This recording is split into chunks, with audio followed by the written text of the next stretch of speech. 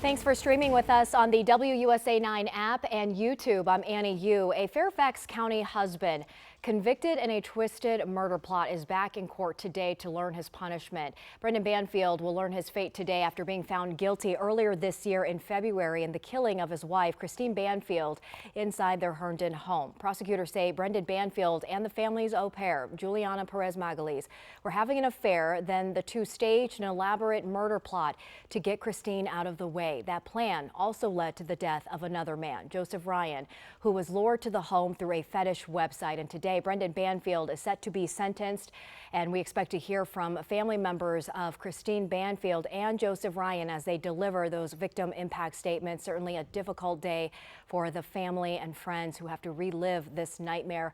Then the judge will deliver that sentence. Let's go straight to the Fairfax County Courthouse right now, where that sentencing hearing is getting underway.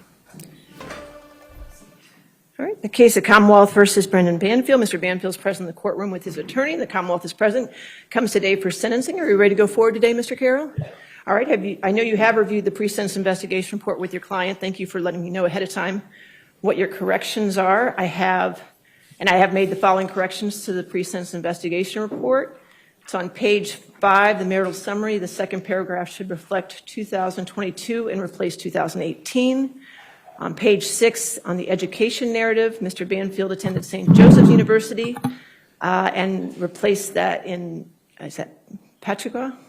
Patchogue County, okay, and replace that with, replaced Brooklyn, okay? Yes, yes. Page 8, second to last paragraph, Mr. Banfield indicates that the mental health professionals regularly spoke to him during his incarceration. He was also prescribed medication for depression, so made that amendment. And then on page 9, community supervision, Mr. Banfield is 41 years of age and should replace the entry of 42. So I've made those amendments to the pre-sentence investigation report. Does the Commonwealth have any? No, Judge. All right, I'll make the report part of the record then. At this point, I do have, I know, Mr. Carroll, you also noticed in your memorandum, you stated that you do not have any objection to the victim impact statements, the written ones that you have received. Is that correct? Yes. All right, so just for the record, the Commonwealth's evidence, the victim impact statements that I have reviewed are Joe Ryan's family's statement, Christine's parents' statement, Christine's sister's statement, Danielle Hocker, H-O-C-K-E-R, Christine's uncle's statement, Joseph Fontana, Christine's friend's statement, Carrie Davis, K-A-R-R-I Davis. Christine's friend's statement, Lindsay Johnson. Christine's friend's statement, Lucille Priolo, P-R-I-O-L-O. Christine's friend's statement, Amanda de Oliveira Canto, and that's O-L-I-V-E-I-R-A, Canto, C-A-N-T-O. And then Christine's friend's statement, Brad Garman. Is that all the... That's all the written statements, correct? Those are the written statements. All right, I'll make those statements part of the record as well. Does Commonwealth have further evidence? We do, Judge. We're going to have 3 witnesses. All right. Mr. Carroll, do you have anything before their witnesses? You're still standing, so I'm just making sure. I'm still standing. Okay. Just didn't know when Well, you can sit It's going to down. be my turn. Thank you. All right, thank you. All right, yes, your first witness. Judge, we're going to call Danielle Hocker. Okay, Mr. Hocker, Ms. Hocker.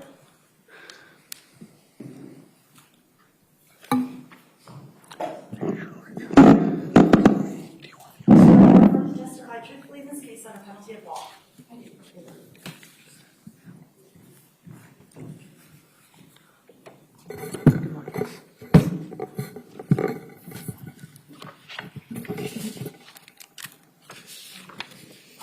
Good morning. Good morning. Could you please state your name for the record? Danielle Hocker. And what is your relationship to Christine? She's my sister. And do you have some testimony that you would like to present to the judge about the loss of Christine in your life? I would. Please go Thank ahead. you. Again, my name is Danielle Hocker, and Christine Banfield is my younger sister. My family has publicly stayed silent since my sister's murder, except for a brief statement after the trial concluded. We chose to protect Christine and Valerie to prevent the media after the trial concluded. We chose to protect Christine and Valerie to prevent the media from contorting our words or create fodder for keyboard warriors. We were, however, not spared the media's attention. In the hours following Christine's murder, I received a call from a reporter masked in sympathy asking for a statement and pictures of Christine. Since then, my husband and I have received countless calls and emails, but they pale in comparison to the overwhelming volume my parents have endured. Christine does, however, deserve to be talked about by those that loved her. Grief is not something that is done on display or shared, except those closest to you, and even then, it is more often hides behind closed doors in quiet moments. Internally, I feel like a different person, like my identity has shifted in an unimaginable way. Part of who I was, who I still am, is a big sister, and in what seemed like seconds, it was taken from me, taken from us. While justice was served, it does not lift the grief or make more space for it. It will never bring Joseph Ryan back to his loved ones or Christine back to our family. In the 3 years since Christine's death, some days I feel like I'm living with a ticking time bomb waiting for it to explode. Fear and anxiety taking over, my mind telling my body that something else terrible is going to happen. I waited for answers, for more information. I was in a perpetual state of limbo. The daily messages I would receive with pictures of Valerie stopped and were replaced with calls from reporters wanting the next headline. The text Christine and I exchanged stopped. The evening call I would randomly get while she was driving home from work would never happen again. The trip I had booked to celebrate Valerie's 5th birthday the following month would not happen. Life as I knew it ended, yet I remained guilty for living and left without the one person who should have known me the longest, gone. When we were little, Christine and I would often get mistaken for twins. Only 4 years apart, my baby sister, or my sissy, as I like to call her. We both had curly hair, but otherwise, I didn't understand what other people saw. When I look into a mirror, I sometimes see her first, my face replaced by hers, and in a flash, she's gone, and I'm left confused by my own reflection. She was her own person, never trying to be me, but always wanted to be by my side, and I hers. I don't remember much of my life before she was born. I have only a handful of memories that are more like looking at a picture. I do have a vivid memory of going to the baby doctor with my mom and Grammy, our maternal grandmother, who we also called Grammy Bird. Grammy would keep me entertained by walking around outside and picking flowers. During one appointment, I was stung by a bee and became upset, wanting my mom. Grammy brought me inside, where a baby monitor showed a dark, blurry image I couldn't understand. As she held me, my mom pointed to it and said it was the baby. At just about 4 years old, the same age as Valerie was when Christine was killed, I was excited to be a big sister. Once she was born, I became we. I haven't stopped saying we when I speak about my childhood after her death, except now when I do, it takes my breath away, a pause filled with love that has nowhere to go. We were each other's first friends, sleeping in each other's bedrooms, in sleeping bags, on the floor, or in tents in the den. I climbed in her crib several times and attempted a solo diaper change unsuccessfully. Our best friends were sisters. We would stay up late on Saturday nights, waiting for our dad to come home from his 4 p.m. to 12 a.m. shift, watch Saturday Night Live, and eat hot bagels he picked up on his way home. Our favorite show was Full House, and we would get in giggle fits at our grandparents' house for no reason. She would fall asleep anywhere, like a New Kids on the Block concert, or in a short car ride telling me to wake me up when we be there. She was obsessed with the Backstreet Boys, specifically Kevin from the Backstreet Boys. She loved them so much, she and her best friend camped outside a Rite Aid while the moms took turns sleeping in the car in a parking lot. This was the 90s. There was no internet, only a Ticketmaster at a drugstore. She loved Brad Pitt, Legends of the Fall Brad Pitt, so much that if she had a boy, I was sure she would name him Tristan. Our childhood was spent at home, in our basement playroom. At friends' houses, we would call on our corded landline to see if they could come out and play. On family vacations, at our grandparents' houses in their pool, fishing on our dad or our grandfather's boats, crabbing off a dock with Grabby Bird, eating Entenmann's cakes and drinking coffee out of tiny cups at Lala Grandma and Grandpa's house, our paternal grandparents. We got our first haircuts from our paternal grandfather, a professional barber in our backyard, and he would give us Charms lollipops from his in-home barbershop and shove $5 in our hands as we left. We didn't have internet until high school and cell phones until college. We played outside catching tiny frogs, lightning bugs in jars, and used our imaginations to find fun anywhere. We had family traditions that mostly revolved around food, Italian food to be specific. In our house, we ate macaroni, not pasta, and sauce, not gravy. Holidays, birthdays, Sunday dinners, and countless big and small events were spent with our aunts and uncles. Our grandparents were a large part of our upbringing as they were ever present in our lives. Grammy Bird passed away in September of 2022, just 5 months before Christine. Our family was still grieving her loss when Christine died. Even though we may have looked similar, we each had our own distinct personalities. She was kind and caring and precocious as a little girl, thoughtful and wise beyond her years. It was no surprise when she said she wanted to be a nurse at a young age. Her warmth only grew as she got older.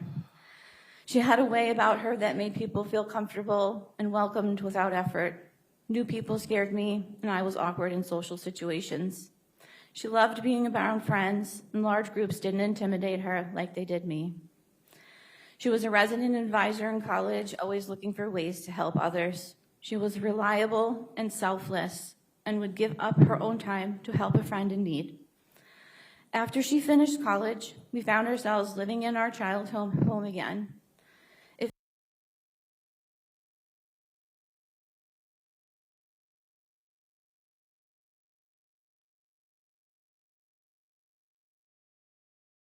felt a little like we were kids again, but without the sleeping bags. It didn't last long as she started her first nursing job and wanting her independence. She lived her life at her own pace, and I didn't question her decisions unless she asked for guidance. I listened and asked questions so I could better understand what she needed before offering any advice. The memories we shared growing up helped shape my sense of love, family, and who I am. They felt simple and whole, filled with laughter, safety, and love. Since losing her, those same memories have changed. They are no longer just joyful, but layered with grief, each one a reminder of both how much I had and how much was taken. Christine was married the year before my husband Joe and I. I look back on this day with a heavy mix of emotions. I was so happy for her about to start her journey to becoming a family. That feeling is hard to hold onto now because it still feels like a happy memory, but mixed with a deep sadness. What rushes in now is the realization that we will never experience milestone events again.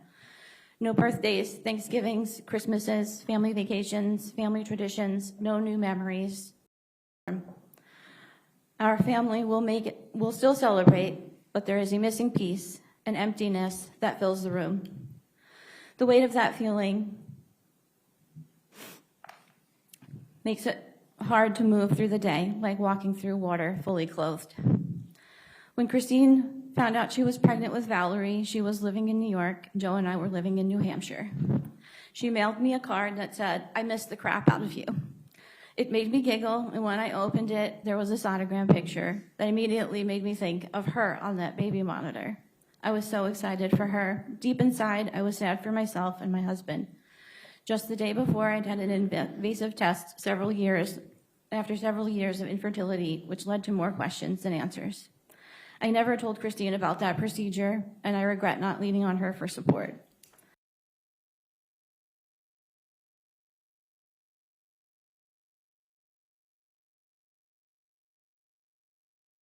Three months after Christine's death, I was in the hospital recovering from surgery, finally getting answers. She should have been there, holding my hand and reassuring me that I would be okay after a nearly 8-hour procedure complicated by the von Willebrand's disease, the bleeding disorder that we shared. Less than a year later, I faced another major surgery. I was terrified, not just of the procedure, but of the possibility of leaving my family behind after losing Christine. I had no sister to turn to as I tried to make sense of a new reality.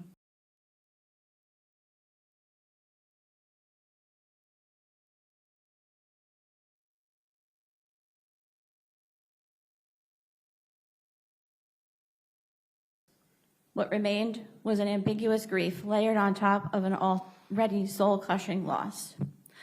I try not to dwell on the support she might have given me. The imagined conversations I have with her offer little comfort.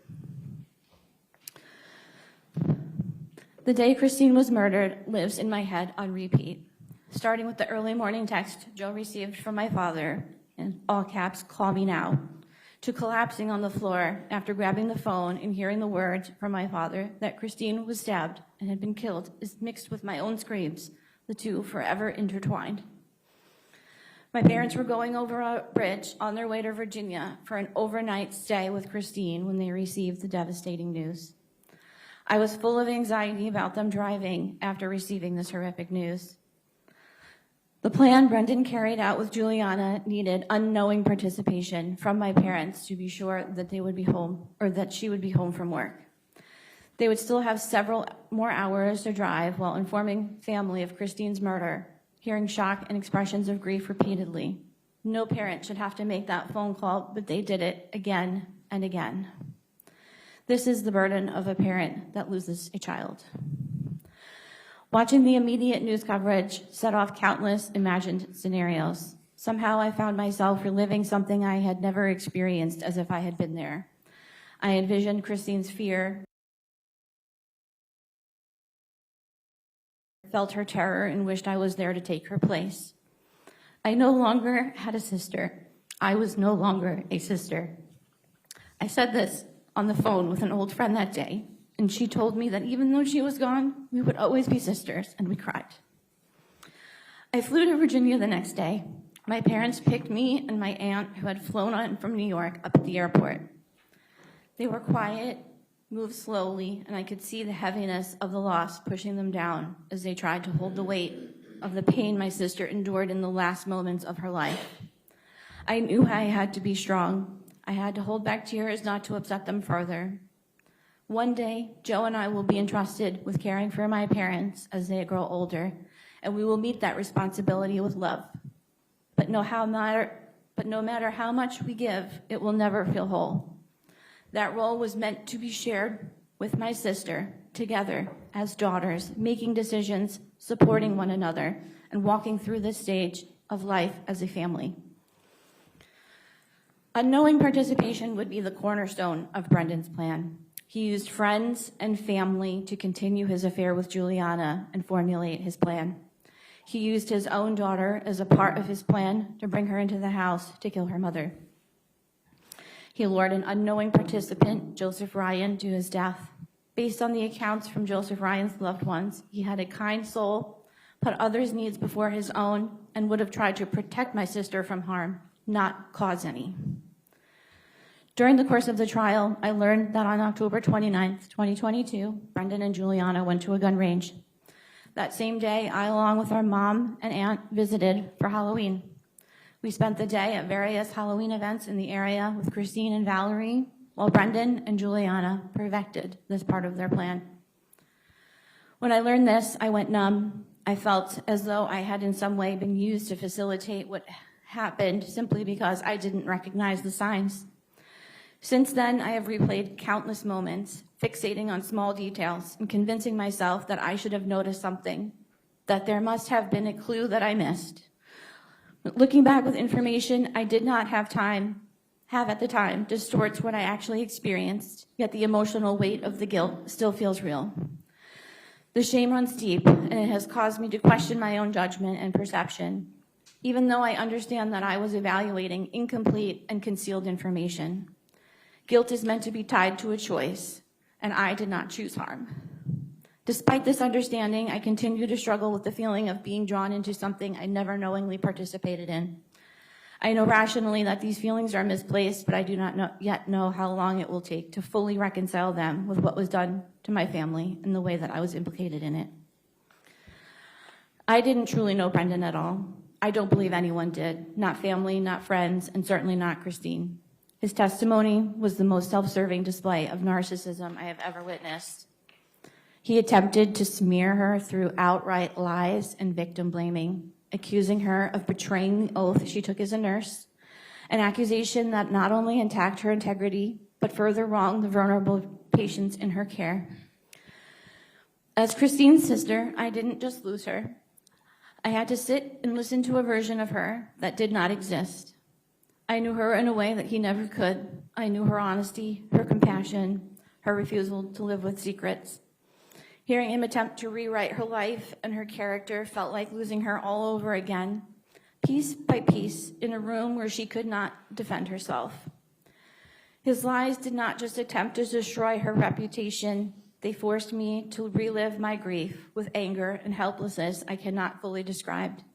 He was the one that had countless affairs, several attempts at finding the right mistress that would eventually help carry out the plan with him, because the absurd line of questioning about a plan didn't just develop when he started his affair with Juliana. I believe she meant no more to him than anyone else in his life. She was just another person to control and exploit. What he presented as affection was manipulation. What may have appeared as love was nothing more than strategy. If there had been any genuine intent to build a life with Juliana, he could have chosen a lawful and honest path. He could have divorced and moved on. But divorce would have required relinquishing control, and control was always the priority. His actions were not driven by love, but a desire for power, deception, and a complete disregard for the lives he destroyed. The callous way he spoke about Christine will one day be heard and seen by Valerie. She will eventually come to terms with the fact that her father, the person who was meant to protect her above all else, used her and put her directly in harm's way.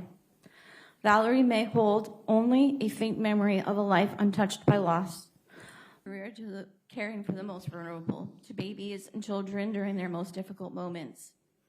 She provided comfort to frightened parents who wish they could take their children's place. She made those moments more bearable with her big smile and infectious laugh. I can still hear her laugh in my head. Christine dedicated herself to her daughter, who will grieve her loss at every milestone in her life. I will be there, never to replace my sister, but to tell Valerie who her mother was, remind her of her big laugh and even bigger heart. I will tell Valerie how much she was loved by her mother, and I will forever carry both the grief of losing her too soon and the gratitude of having loved her for 37 years and being loved by her in return. That bond will not end because we will always be sisters. I want to thank the Commonwealth Attorney's Office for their commitment to pursuing justice, to the members of the jury for their time, care, and responsibility they took in reaching their verdict, to the Fairfax County Police Department for their dedication to seeking the truth and for honoring my sister and Joseph Ryan's life through your work. To the Victim Services team for their compassion, care, and support they have shown my family, going above and beyond for us during an unimaginable time. And thank you, Your Honor, for your commitment to fairness throughout this trial, for your patience today, and for allowing me this opportunity to share a small glimpse of who Christine was, what she meant to me and my family, and how her loss has profoundly shaped and will continue to shape my life. Thank you. Please answer any questions that Mr. Carroll may have. Any cross-examination? No, Your Honor. All right, ma'am, you can have a seat. Thank you. All right, your next witness. Judge, the next witness is going to be Deirdre Fisher, who is appearing virtually. All right, ma'am, can you hear us? Yes, I can. All right. Can you raise your right hand? Do you swear or affirm to tell the truth under penalty of law? Yes. Okay. Yes, ma'am. Thank you. Ms. Fisher, could you please state your name for the record in the court My name is Deirdre Maureen Fisher. and your relationship to Joseph Ryan? I was Joseph Ryan's mother. And do you have a statement that you would like to read describing the impact of Joe's loss in your life? I would, yes, thank you. Please go ahead. First, I'd like to say, I wish I could be present in court today, but for medical reasons, I have been unable to attend the trial. But in my stead, my sister Grace Fisher-Littner is here and has been for the whole trial. And my cousin, Jan Gillis. So I thank them both for being here, for Joe and for myself. And I'd like to thank the Honorable Judge Penny S. Ascaratis and this courtroom for allowing me to give a victim statement today for my beloved son, Joseph Nathan Ryan. I would like to speak about the impact of losing Joe, his brutal murder, the trial, that the murder and cruel, false claim that Joe himself was a murderer. Most importantly, I want to speak about the type of man Joe was. When I had Joe, I was just 16. I did not have financial, legal, or physical ability to raise my son. Despite being discounted as his mother, I fought for the right to see him and prevailed as a loving part of his life. Joe became old enough by the age of 14 to pursue a closer relationship with me. He told me at one point I was the reason he learned how to love unconditionally. I spent holidays and vacations with Joe. He called me often. Our closeness spanned the rest of his lifetime. I was the last person he called the night before he was brutally murdered. He sent me a photo of himself that night. It was the last time I got to hear the word mom. I got a call about his murder 2 days after it occurred. As in life, in death, Joe was taken from me over and over again. The lead detective explained he had not been told I was Joe's mother.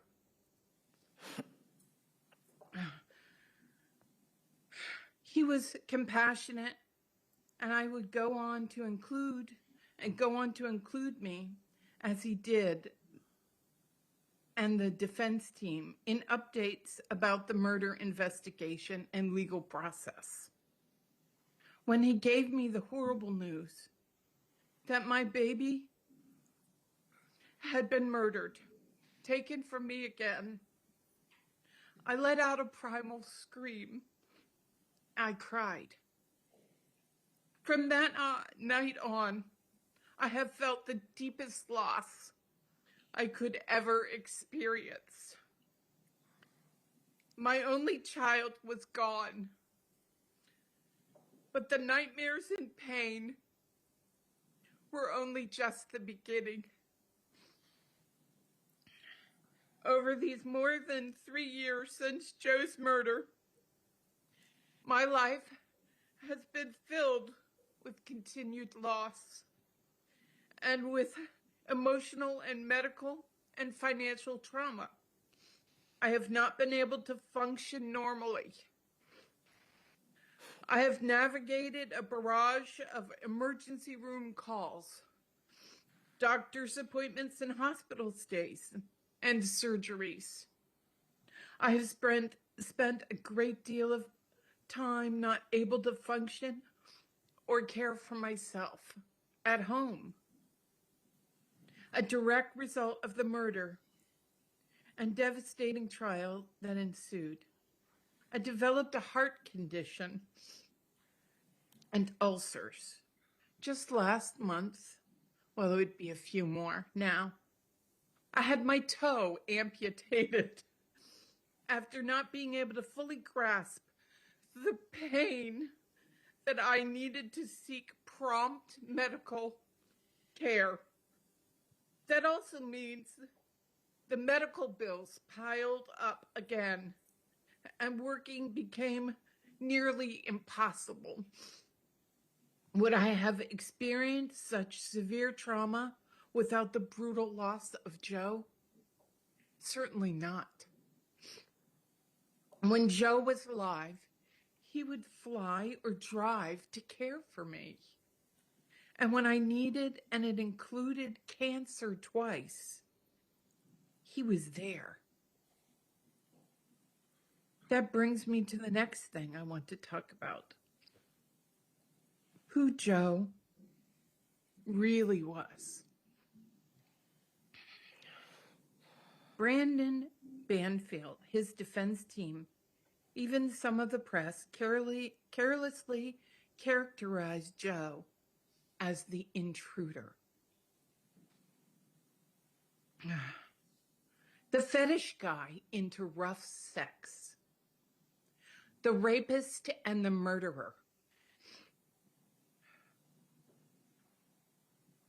Or simply the other forgettable guy. Not even showing Joe's face during the murder trial. Joe was chosen because Brendan Banfield thought he would make a good dupe to be framed for the planned murder of his wife.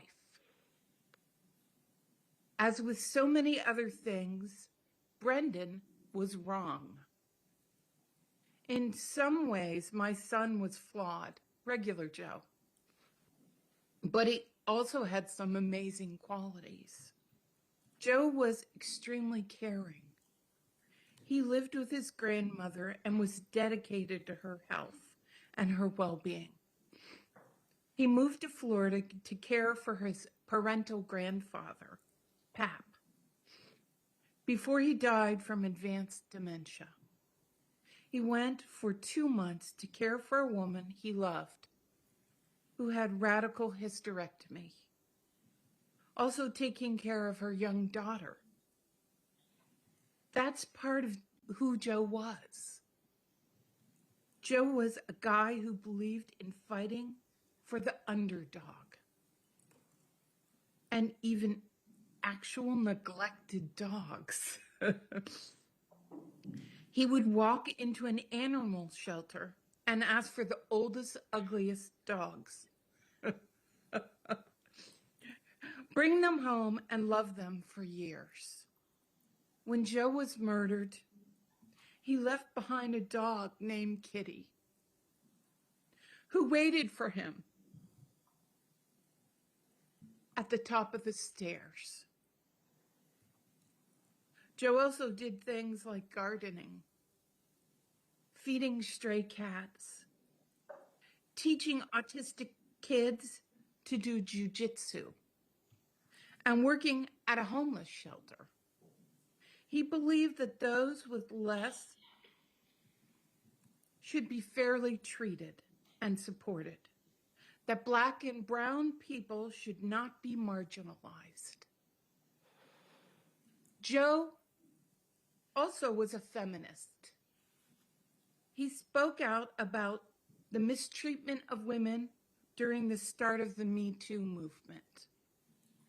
Although he was chosen as a scapegoat from a website that is considered fetish, he was on that site to find a consenting partner because he believed in a woman's right to bodily autonomy and in her control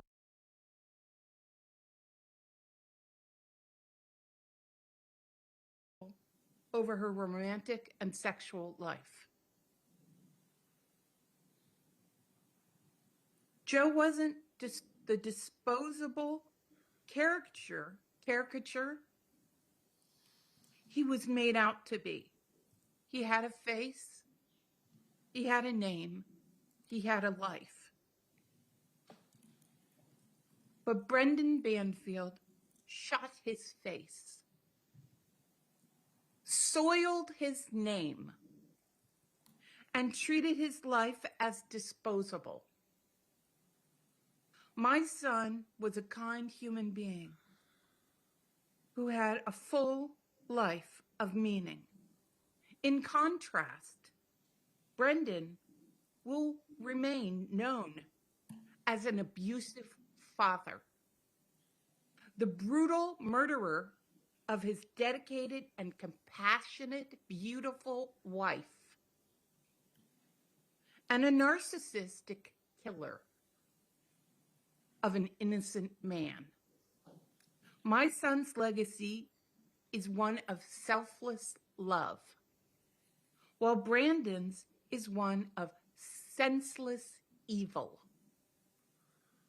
I have never directly spoken to Brendan, and I won't today.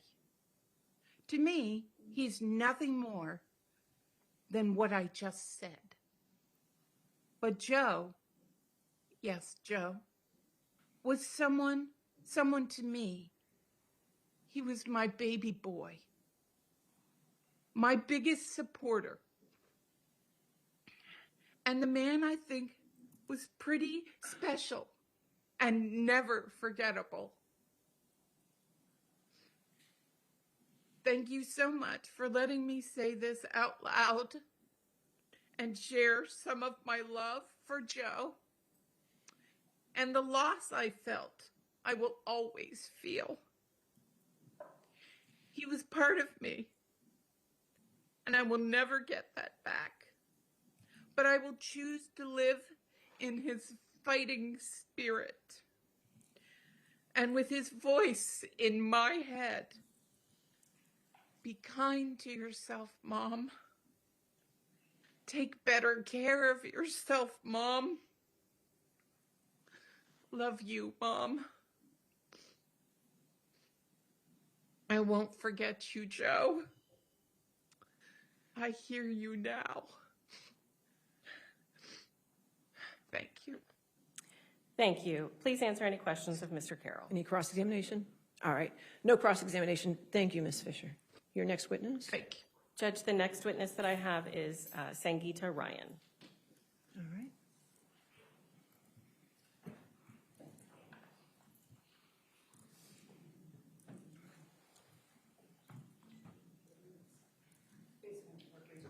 You swear or affirm to testify truthfully in this case under penalty of law? Yes.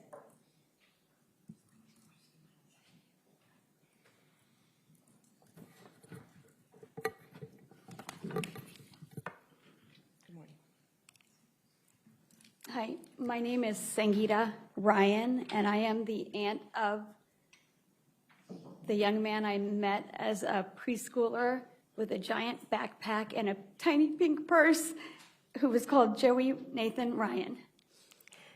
And do you have some testimony to share about what the loss of Joe has meant to your family? I do. Please go ahead. Hello, Honorable Judge Ascarati, members of the Fairfax County team, members of the gallery, our family, Christine's family, friends, and members of the press.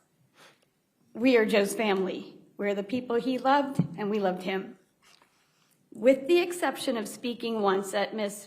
Perez Magalier's sentencing, we have remained silent since this tragedy devastated our family 3 years ago. Judge, we thank you for listening to our words back in February. We chose silence out of respect for law enforcement, for the Commonwealth, and for Christine's family, whose loss is beyond imagination. Christine was taken by the very person she trusted to build a life with and raise a child with. We also remained silent because Joe and Christine were not only taken from us on February 24th, 2023, but were repeatedly disrespected by the defendant's calculated lies. Let me be absolutely clear. This was not a moment of weakness, confusion, or loss of control. This was a deliberate, planned act carried out by someone who believed he could outsmart the system and escape accountability. And even after taking 2 lives, the defendant continued lying to investigators, lying to the court here, lying to his child and her family, and attempting to manipulate anyone who would listen. What we witnessed was not remorse. It was arrogance. It was a sustained effort to rewrite reality in order to protect himself. That matters because it shows exactly who he is. He didn't just take Joe and Christine from us. He tried to erase the truth of who they were, and in doing so, inflicted further harm on the people who loved them. This crime did not just take Joe's life. It took his place in the world. It took a son, a grandson, a brother, a cousin, a friend, a caregiver. He took my nephew, Joe, on purpose and left devastation. Every day we see the impact of that loss. Joe's grandmother, Connie, who raised him from the time he was just days old, now lives with a grief that has only deepened in time. She was there for every milestone of his life, his childhood, his school years, his prom, his first car, his growth into adulthood. And in return, as Deirdre said, Joe was there for her. He built his life around caring for his grandparents and making sure they were never alone. Since his passing, her health has declined. She's not here today. The absence of Joe is not abstract. It is constant, visible, and devastating. Joe was a kind and loving person. He was funny. He believed in the goodness of others. He was a friend, a caretaker, and someone who brought light into the lives of those around him. He is deeply loved. He's remembered. He mattered, and he still does. The only solace we hold on to is this: love endures. It lives in the stories we tell, in the way we carry Joe with us, and in how we choose to live our lives moving forward. Today we speak, and today we find our voices, and today our silence ends. We will spend our days and our lives saying Joe's name. We will carry forward his kindness, his goofiness, his love, and his spirit. His absence will always be felt. His chair will remain empty at our gatherings, but his presence will never truly leave us. We do not forgive. This wasn't an accident. This was a calculated decision followed by a deliberate and ongoing attempt to evade responsibility and distort the truth. Today, we take back Joe and Christine's memory from the lies, from the manipulation, and from the man who thought he could control their story even after taking their lives. He no longer controls anything. We leave here with our heads high, not in silence, but with purpose. We will honor Joe and Christine by living with the same kindness and love that they gave so freely. Thank you for giving us the opportunity to be Joe's voice and Christine's voice. And thank you for the service, your service to the community, Judge Azcarati, as you approach your retirement. May we all find a way to love more deeply and bring more kindness into the world. Thank you from the Ryan family. Thank you. Please answer any questions of Mr. Carroll. No cross-examination here. All right, ma'am, you can have a seat. Thank you. All right. Your next witness? That was my last witness. All right. Commonwealth's evidence. Does the defense have any evidence? No, Your Honor. All right. Argument? Yes, ma'am.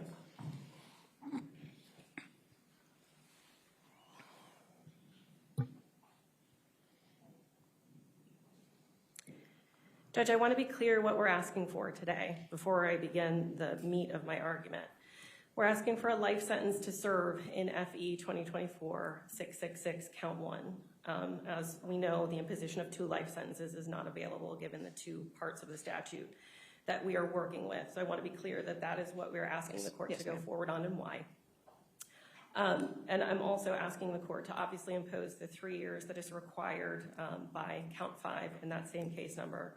And in FE 2024-873 count 1, I'm asking you to sentence him to 5 years and not suspend any of that. Judge, Brendan Banfield planned and carried out the executions of 2 innocent victims, his wife Christine and Joe Ryan, a stranger to him. He planned their murders over several months, enlisting the help of his co-defendant and affair partner, Juliana Perez Magalhães. He planned ruthless and brutal killings, shooting Joe in the head, stabbing Christine in the neck over and over again, and instructing Juliana to shoot Joe a second time. He manipulated the crime scene and lied about the circumstances of their deaths, painting Joe as a violent intruder, when he had hand-selected Joe as his second victim, posing as Christine online, looking for someone with whom to act out a rape fantasy outside of her marriage. And neither version is at all close to the truth. They are lies. Christine was a daughter, a sister, a mother, a nurse, and a friend. Her parents, her sister, her coworkers, and friends told you about Christine and how much she matters to them in their lives. Joe was a son, a brother, a grandson, an uncle, a cousin, and a devoted animal lover. His mom, Deirdre, and his Ryan family members told you how much he matters to them in their lives. These families won't be able to celebrate obvious, joyous milestones like graduations, weddings, holiday celebrations with Christine and Joe. It's important for us to remember the intangible moments that these families have lost as well. Christine was murdered before her daughter started kindergarten. Christine is never going to take a first day of school picture with her daughter. She's never going to attend field day or chaperone a field trip. Christine will never know what activities her daughter loves. Will she play soccer? Be on a summer swim team? Will she play an instrument? Be a theater kid? Will she be an artist? Christine won't be here to know any of that. Christine won't be here to offer her daughter opportunities to help her find what she loves. And Valerie won't have her mother's guidance and love as she navigates the question of who she is. Joe is loved and cherished by his family, and they endured a false narrative portraying Joe to be a violent criminal. He was a loving caretaker in his family. He cared for his grandpa, his grandma, and his mom, uprooting himself selflessly to be closer to them as they needed him. He loved and cared for neglected and abused animals. He was single when he was murdered. He won't get married. He won't become a father. He won't create his own family, and he won't create any new memories with the family he has here today. Banfield and his co-defendant are the causes of the immeasurable loss suffered by Christine and Joe's families. There is nothing that can lessen their devastation. Nothing we can do or say will bring Joe and Christine back to their families. This sentencing ends the in-court process, but it is not an end to anyone's grief. For all of these reasons, I am asking you to impose every minute of active incarceration that the law requires and that the law allows. The sun should never shine on Mr. Banfield's skin as a free man again. Thank you, Mr. Priestley. Argument, Mr. Carroll.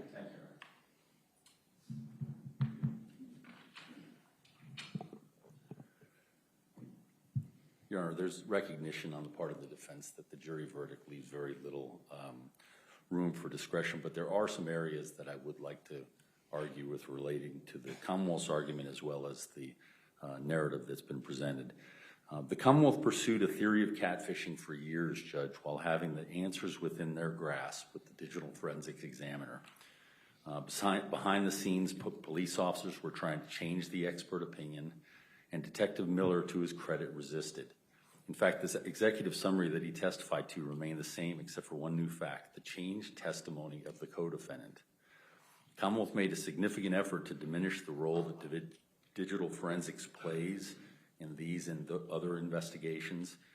They never called their witness for the Commonwealth's case, and the strategy paid off because the jury saw this as credibility determination between the co-defendant and my client. That was a much easier question for them to answer instead of the difficulties of parsing through the digital evidence and other scientific evidence. By making it about credibility, there was no need to resolve such questions such as, if the co-defendant did not know how to log into the suspect accounts, who accessed Christine Banfield's laptop on at least 10 occasions when Brendan Banfield was nowhere near the home or the device in question? Second question, how did Christine Banfield not discover the two-factor authentication on her personal cell phone that the co-defendant testified that she secured surreptitiously from Christine Banfield and then put it back? And finally, with regard to digital forensics, how was this plan, according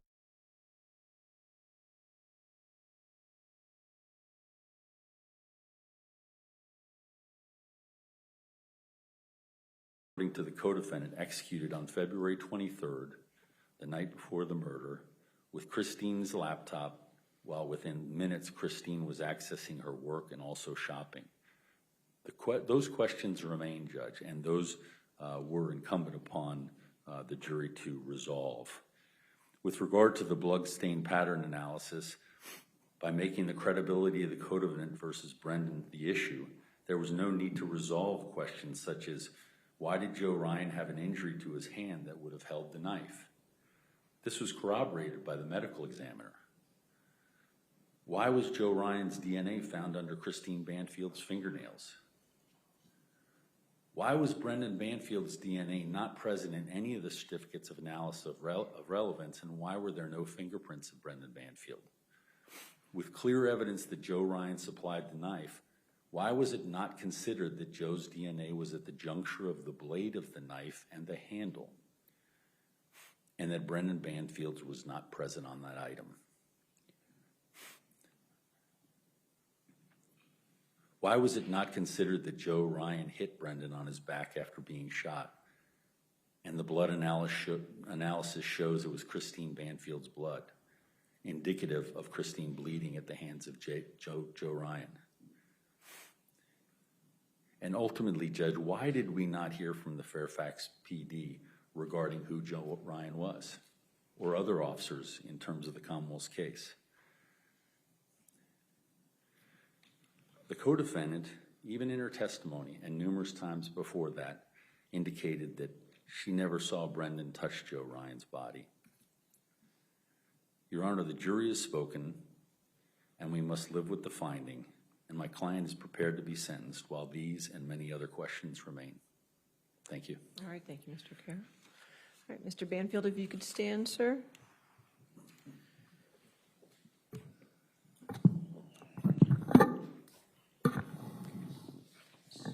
Sir, is there anything you wish to say at this time before sentence is imposed? Yes. Okay.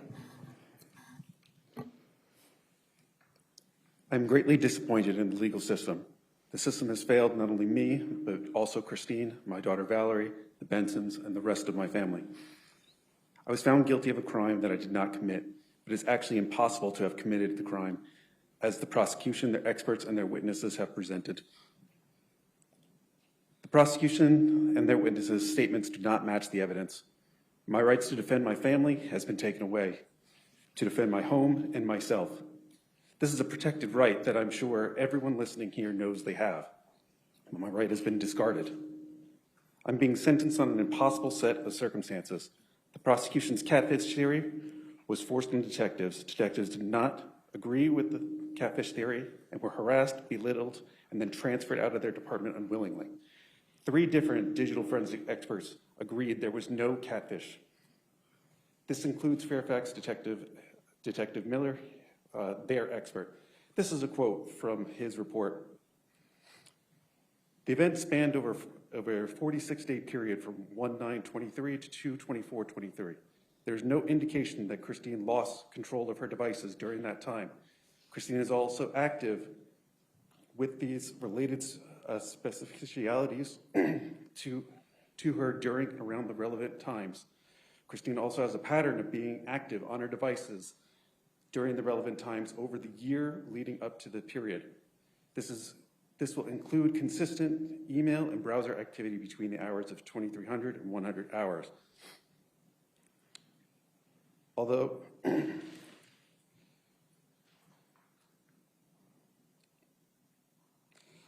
the not detailed, sorry.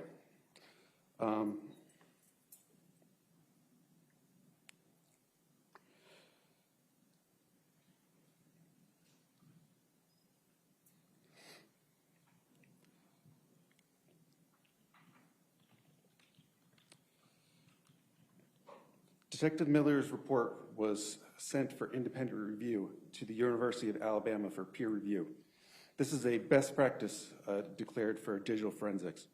Holly Kennedy of the University of Alabama agreed with Detective Miller's process and finding that there was no loss of device, no loss of dominion and control during this time. When Juliana was questioned about the details of the case, she was unable to verify or remember the information. Juliana did not know the password to Christine's phone, the laptop, the email account, the Telegram, or the FetLife accounts. She did not even know the name of the email account.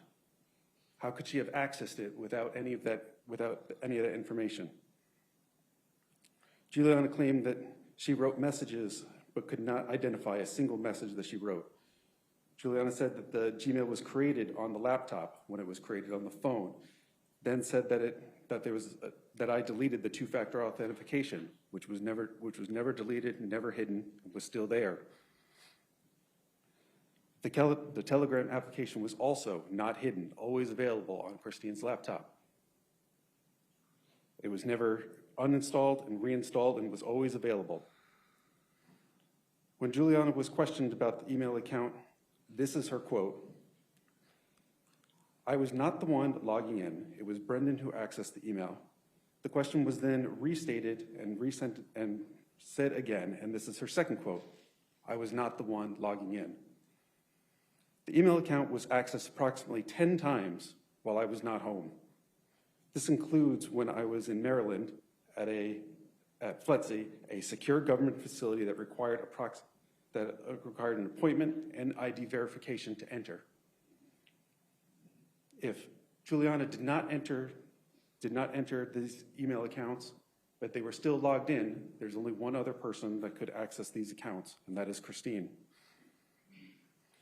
There are also 2 instances where neither Juliana or I were home with the logins. This includes the morning of 2/24, when I had left for work and was seen on video at McDonald's, and Juliana had left the house.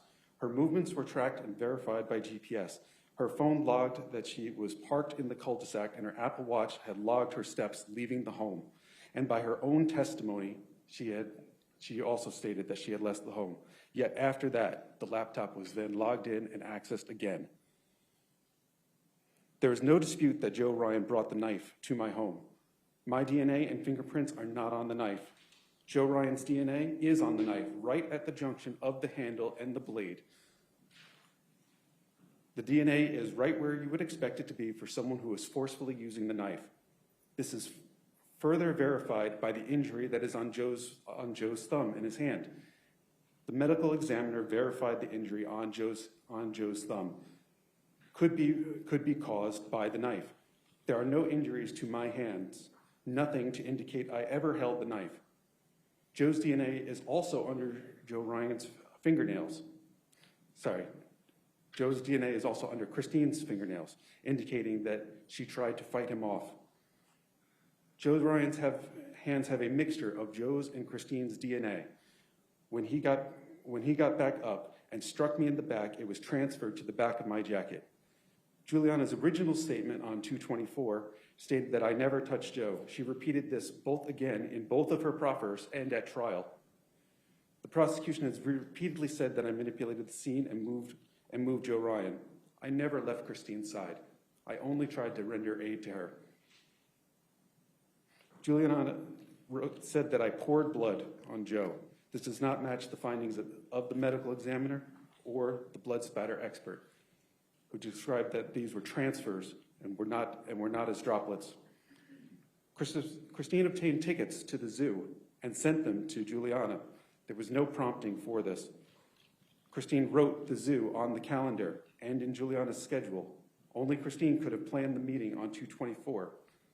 The meeting of Christine and Joe was confirmed over a week prior, but only Christine could have chosen 2/24 because she was scheduled to work.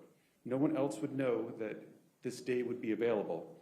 On 2/24, she had only requested off from work on February 23rd and had not informed anybody else that she was off until then.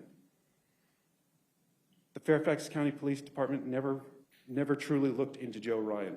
No search warrant was ever conducted at Joe's residence. Only 2 women were interviewed about their relationship with Joe, and both found that they were very uncomfortable with him. Both chose not to see him again. One was so uncomfortable that she went to her therapist the next day. These are her quotes. She felt so out of place and that it was dirty and that he was uncomfortable towards her. I believe only one of Joe's friends was also interviewed. He stated that in a confrontation, Joe would choke or strangle somebody. This matches Joe's social media profile, saying that he studied neck snapping at Harvard. And to add to that, where was Christine stabbed? In the neck. which Joe seems to have a fondness for. These things are some of quotes from other people, not from me. Joe had previously also cut another woman. It's in his own messages, in his own words, that he was attracted to that.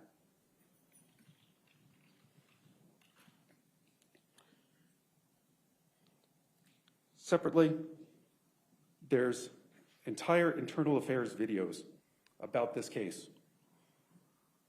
So either Detective Bryant or Lieutenant Giacchio is lying based on what they said at trial, because Lieutenant Giacchio denied saying that Juliana was arrested as an innocent. Meanwhile, Detective Bryant said that that was brought up to him by Giacchio in his internal affairs video. Both of them are under oath. So one of them would be committing a Giglio violation. Also, Detective Nielsen stated that Juliana was arrested to get her to flip, and there was no other reason provided.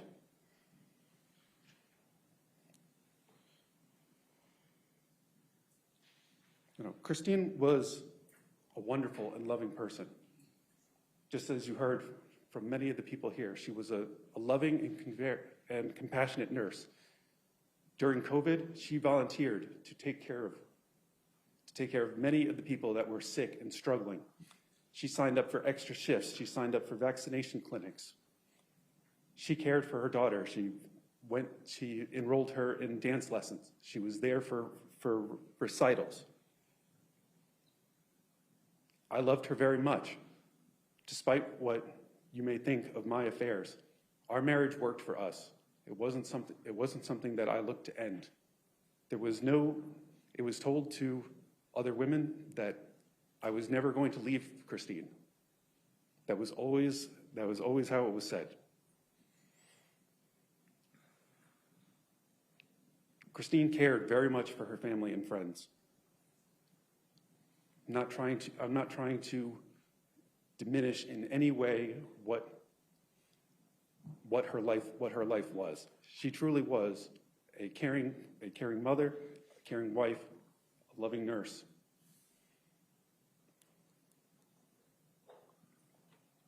But I am not responsible for her death. This is not a knife that I ever held in my hand, and I never stabbed her. Thank you.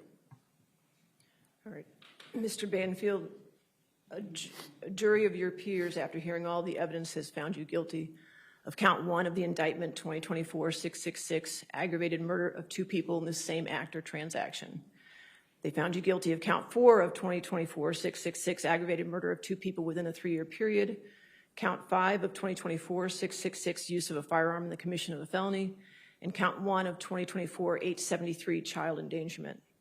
In accordance with Virginia law, although you have been found guilty of 2 counts of aggravated murder, the court can only sentence you on 1 count of aggravated murder, which will be count 1 of 2024-666.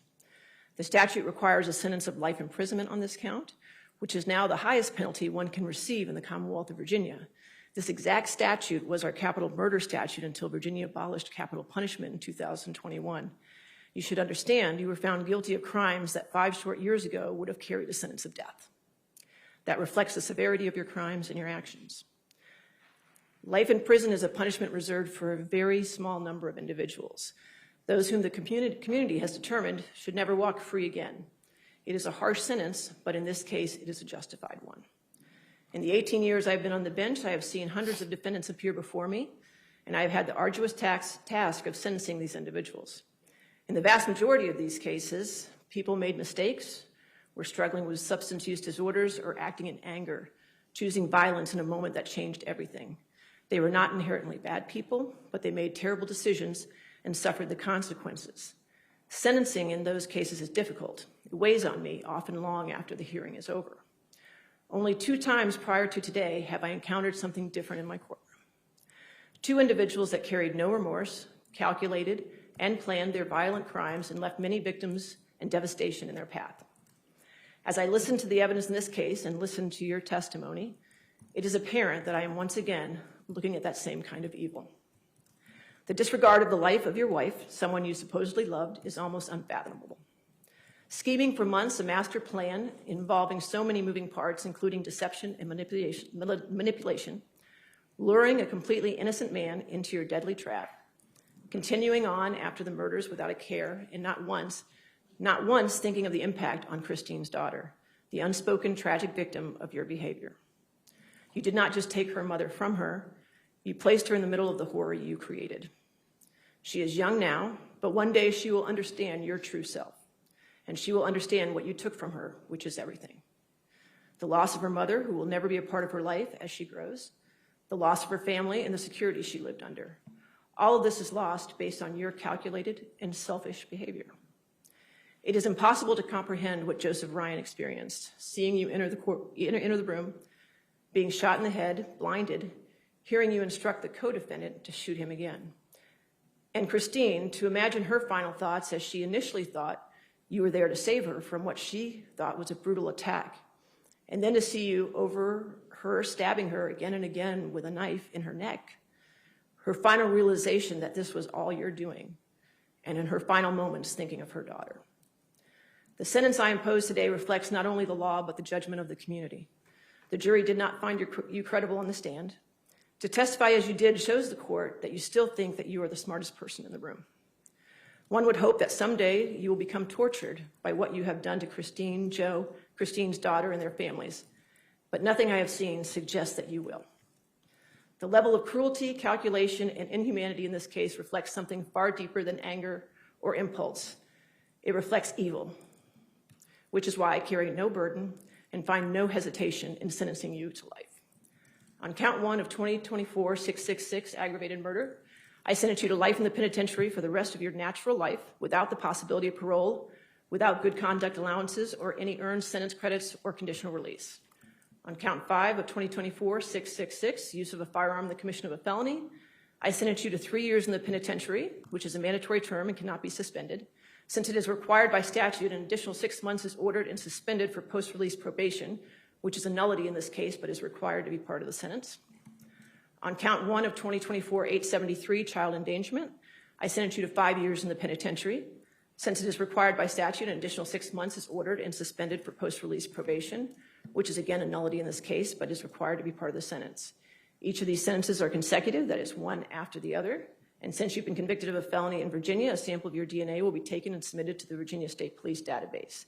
That is the sentence of the court. Are there any questions, Mr. Carroll? Any questions? No, Your Honor, but the Commonwealth does have one additional request, if I may. Yes, ma'am. The Commonwealth is asking that a condition of the sentence be that the defendant have no contact with his daughter, Valerie.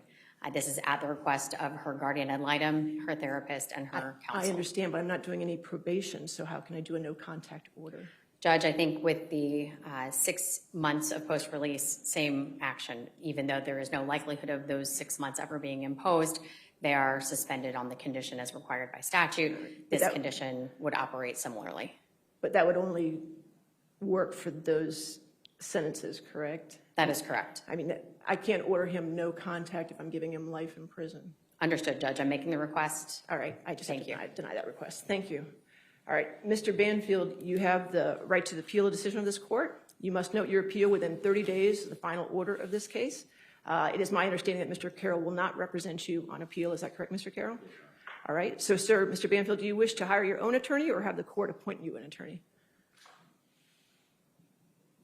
Hasn't been decided. I'll go ahead and appoint an attorney for you now. If later on you decide to hire your own attorney, you can do that. Okay, sir? Sure. All right. Since Mr. Carroll told me of his intentions in advance, my clerk was able to find an appellate court-appointed attorney who is willing and able to take your case. So the court appoints Brandon Sloan as your appellate attorney. The court ordered transcripts of the trial back in May, so those should be available now for your attorney to review. So there should be no delay in your appeal, okay? Mr. Sloan, I'm sure we'll come see you in the next few days. All right, sir? Yes. All right. Is there anything further in this matter? All right. You're a man of the custody of the sheriff. Thank you. Thank you. And Ms. Gill, I'm going to take a 10-minute recess, and I'll come back and finish the rest of the sentencing docket, okay? All right. Anything further, Ms. Sands? No? All right. The court will be in recess.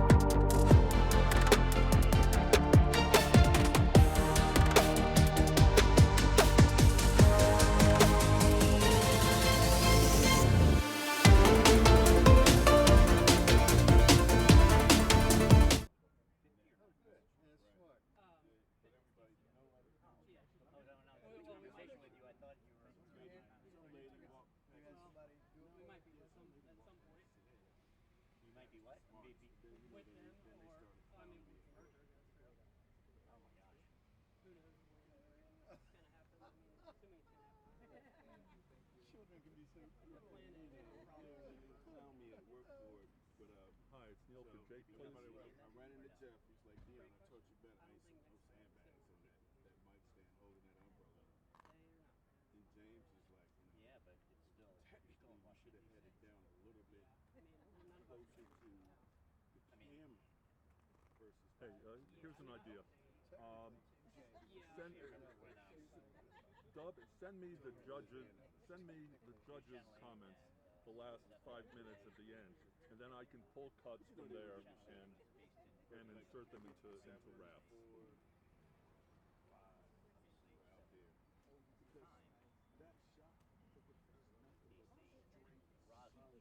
I certainly trust that somebody was rolling on it. So I'm wondering if they would.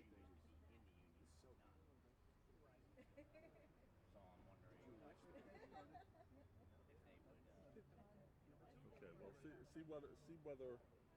I mean, it's probably already up on Court TV's site.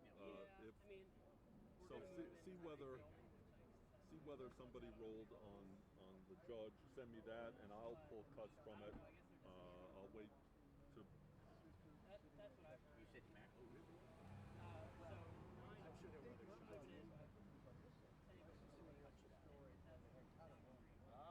shots. Oh, that's interesting. So another. So technically, Have it. Okay. So just email me the judge's comments at the end. It gets better. So then they Okay. Thank you. Bye. It's in Kirk now.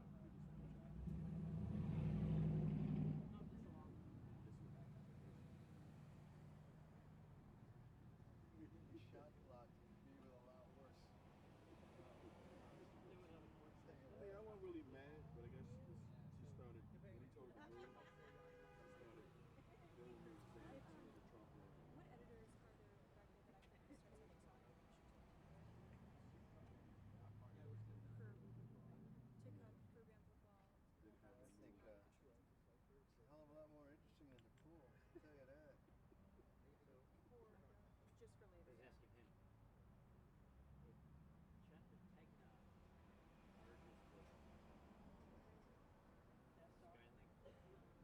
And then he was saying that, it's everything up the air, so it's supposed to be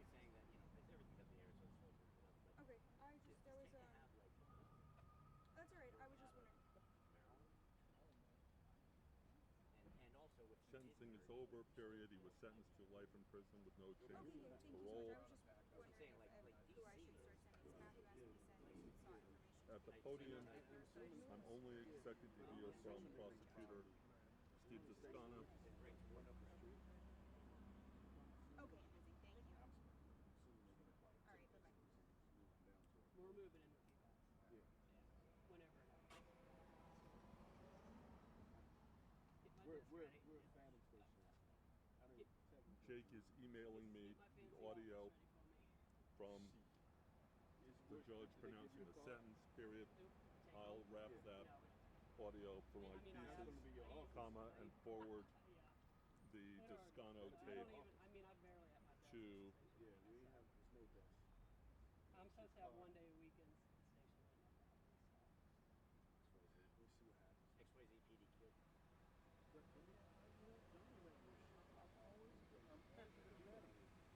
When you pointed, I thought, see, it worked. It was. Come on, give it work, Jeff. Nice. I think you're. Did that shot make you that? Yeah. His penis. Woke up the one-eyed Penis viper. unzipped his pants.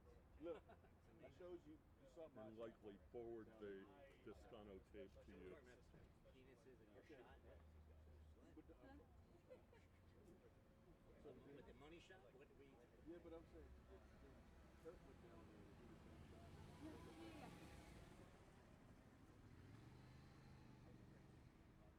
Yes.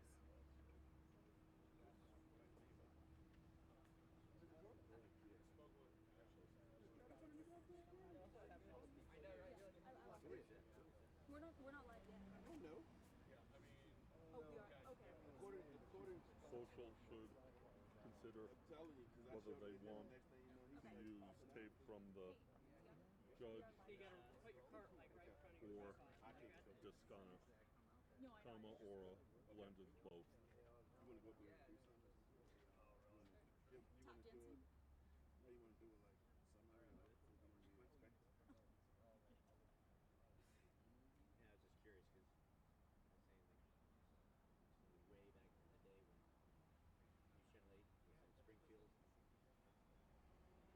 the day when UCLA was in Springfield, obviously 7 was DC, but then they moved to Roslyn and merged, but you had the option to whether you be in Rainier. But that's it, yeah, that's DC, but that.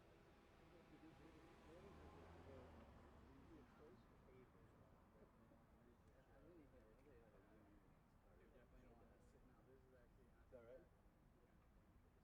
all the precedent file stuff, which you are saying, I just got a call to say that we're streaming our stuff out. So feel free to say awesome.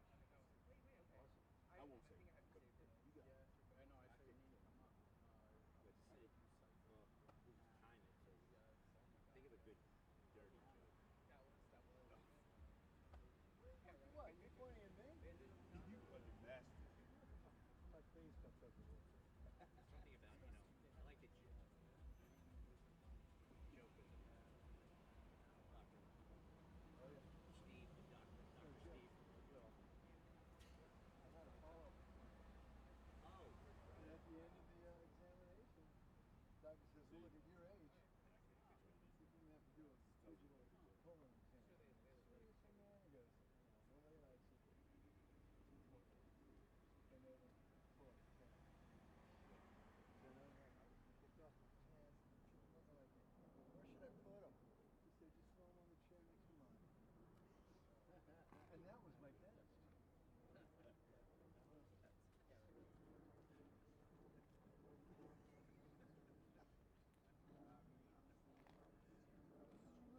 You talking about Steve slapping the glove on his wrist?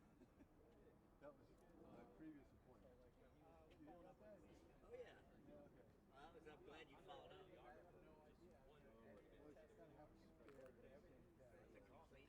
your complete set. Can you see it? Can I see the live stream? Because I never can see it. Yeah, you can pull it up on.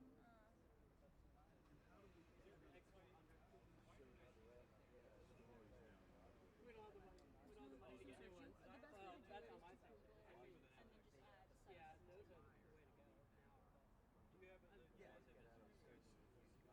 If you want to tell me when you can well, that's, I think, Brendan Banfield has been sentenced to life in prison with no chance of parole, comma, for the 2023 You don't really see everybody's story.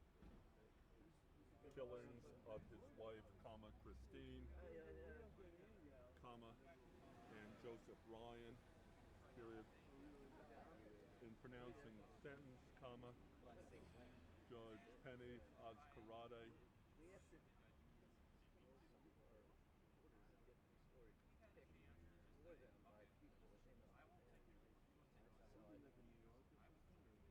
Like national. I'm getting that picture here. before he was sentenced, comma, Banfield said he was being sentenced for a crime he did not commit. Appreciate it.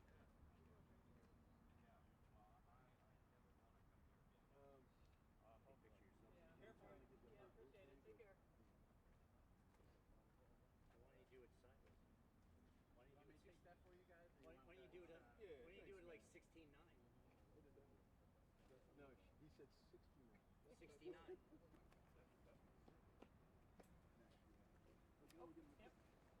Oh, yep. DC's best.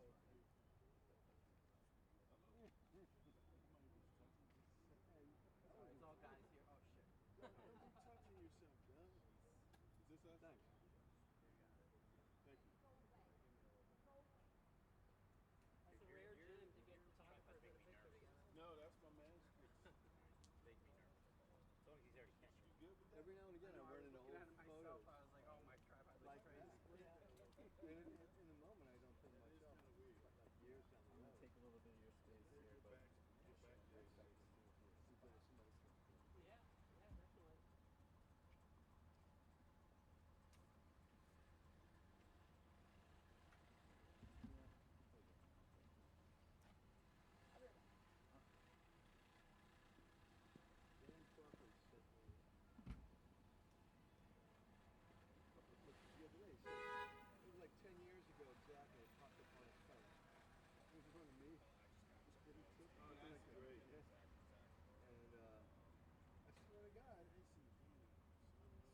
going back in.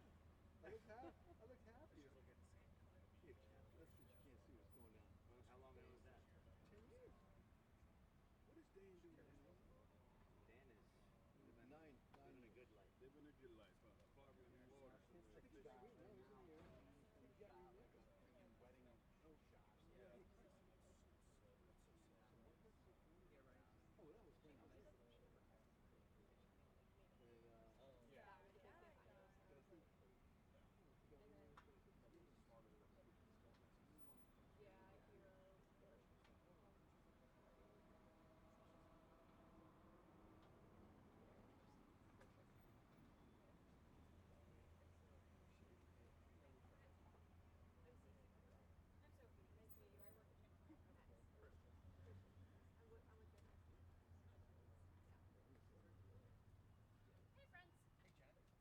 You guys ready-ish? Yeah. I can tell Steve to come. Definitely in We're all boiling out here. We're ready You're all boiling. Come on. Is this everybody? It'll just be the two of you? No, Kelly's coming too. Who is? Kelly Right. Sprisler. But none of the families. No, I talked to them. They said they were a hard pass still. Maybe one day was the answer. Yeah, not from the sister for a while. Yeah, well, Deirdre you can get, but otherwise. I have them move back. Kelly. Good to go. I don't know, you guys. It's not that bad. I was like freezing to death. I think this is And you were lovely. just inside. And it's staying in the sun for 25 5 minutes. You got a jacket on too, so I give you props for that. You'll start to boil soon. Give any other sentencing today? No, we are actually having our office picnic this afternoon, so I'm gonna go home and cook for 40. What are you making? No, it's usually 80, but I'm only cooking for 40 because everybody's doing potluck this time, so it's not all on me. What are you bringing? What am I? I'm doing a pork barbecue slider. Here we go. Here we go. Macaroni and cheese. What time do you want us there? Yeah, exactly. We're coming. I got live shots, but Yeah, damn.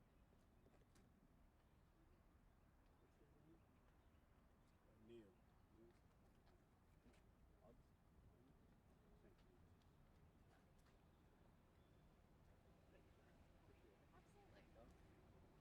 Hello, everybody. Steve? Thanks, Neil. I appreciate it. Is everybody ready? Everybody set up? Okay, fantastic. Thank you all for being here. Today was the end of a long 3-year journey. We were able to, at conviction and now at sentencing, really get justice for Christine Banfield and Joseph Ryan.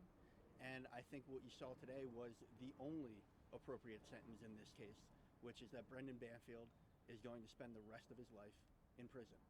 That's what we sought after when we brought these charges. We thought that was the appropriate sentence. That's what he got. I mean, you were all in the courtroom. I think it is what happened today really showed Brendan Banfield is a remorseless killer. Even today, he tried to make himself out to be the victim in this case. And that's why we think the sentence that he got today, life in prison, no possibility of parole, no possibility of sentencing credits, is the appropriate outcome. Who has questions? How do you describe someone like that? You know, he thought he could create the perfect crime. He thought he was smarter than everybody else. And it proved, you know, through trial and the hard work of the police department, through the hard work of our prosecution team, that he wasn't. And, you know, quite frankly, he's an evil guy. This was an evil crime, and he thought he was smart enough to get away with it, and he just wasn't. Drew? Yeah, the Chief Judge touched on it there, but this punishment 5 years ago, 6 years ago, he could have been sentenced to death. Can you kind of talk a little bit about that, the severity of this conviction and this punishment and its relationship to what Virginia abolished some years ago? Yes, of course, Virginia a few years ago was a death penalty state. It no longer is, but it still has the aggravated murder charge, which is what we charged Brendan Banfield under. We brought that charge because aggravated murder, regardless of whether it was a death penalty case or whether it was mandatory life in prison, is the most severe charge in our statute code book. It's the most severe charge you can bring in Virginia. And this was a case where the most severe charge was warranted, because I will tell you, I have been doing this job for a while. I've been a prosecutor for a long time. I haven't seen a crime like this. Chief Judge Escarati mentioned that this is a crime that rises to the top in her in terms of her career, in terms of severity and evilness. So The fact that we brought these aggravated murder charges, to us, it was necessary because that was the only charge that reflected the seriousness, the deviousness of this crime. Were you surprised by Brendan's statement there? You know, I can't say I was surprised. You know, I think it was part and parcel with how he testified at trial. I think that that same character that you saw when he took the stand in his own defense a few months ago came out again here today. A guy who pointed a finger at everybody other than himself. A guy who tried to outsmart the system. But in the final analysis, he did what he did. He was convicted. Now he has to pay. Steve, how were the families who heard him still blaming Joseph and Christine after the hearing? What did they share with you about their reaction to that? Well, Jenna, do you have anything that you want to share? Sure. Can you come up to the mic? Yeah. The families have been through so much. They really struggled with the ins and outs of the motions that preceded the trial. They sat through weeks of testimony where their family members were slandered, to be completely honest. So today they found closure, and I think they were at peace, but with so long a haul to get to this point, there was no explosion of emotion, if that answers your question. There was no final breath of relief. They've been through a lot, and they've been through it all, and I think they're ready to move on. More anger that he's still telling that story? No. They're not surprised by anything with this man. There was nothing that he has done at any point in this process that made sense or that showed the remorse that they expected to be shown. So no, today was just more Brendan Banfield being Brendan Banfield. And I think to Jenna's point, we see that in these types of cases.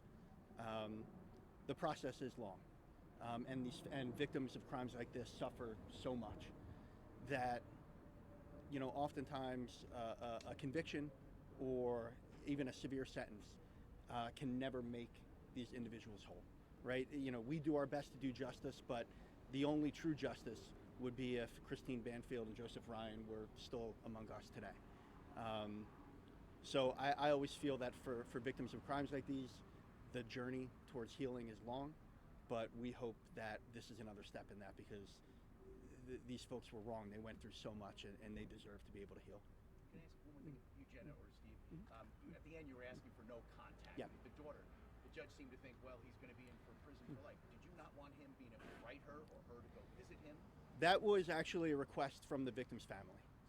And quite frankly, they had been through so much that we wanted to ask, that we wanted to at least ask the judge for something that would help give them closure.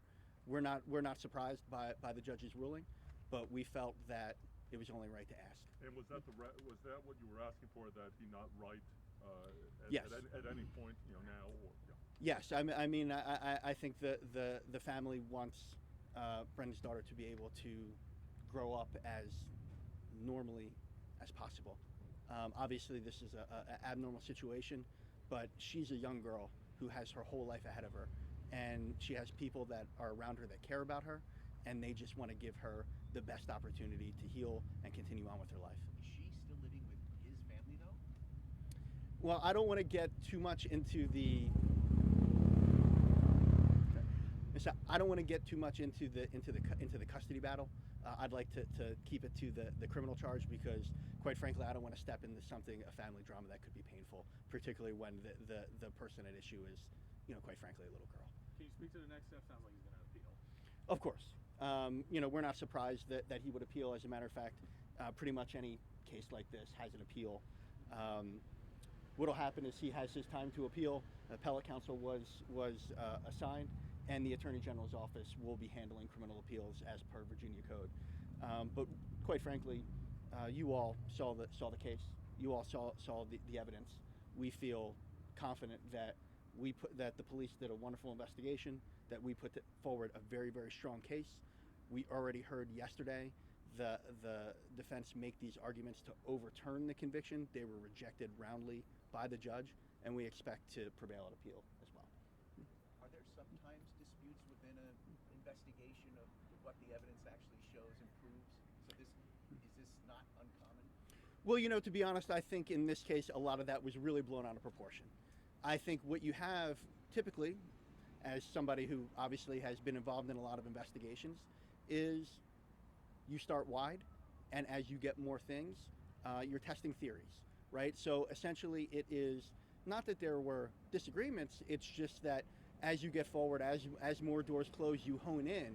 But the last thing that anybody wants a police department to do or prosecutors to do is immediately hone in on one theory before all the evidence is in, right? So I think what happened in this case is normal investigatory procedure tried to get blown out of proportion as part of a defense strategy, which, you know, fair play to them.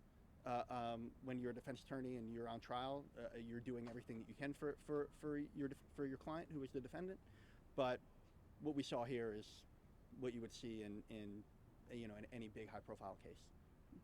Thank you. Yeah. If I may ask Yeah. an unrelated question, just your response to the congressional letter being sent here. Yeah, you know, it is.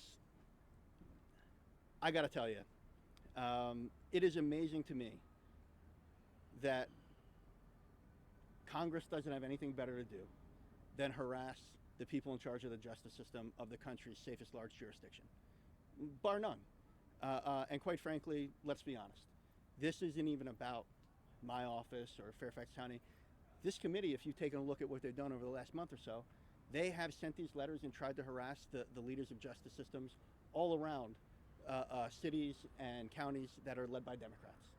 In my view, it's because there's a election coming up in a couple months, and Republicans on that congressional committee, they think that they're going to save their majority by trying to scare up panic about immigrants and about crime.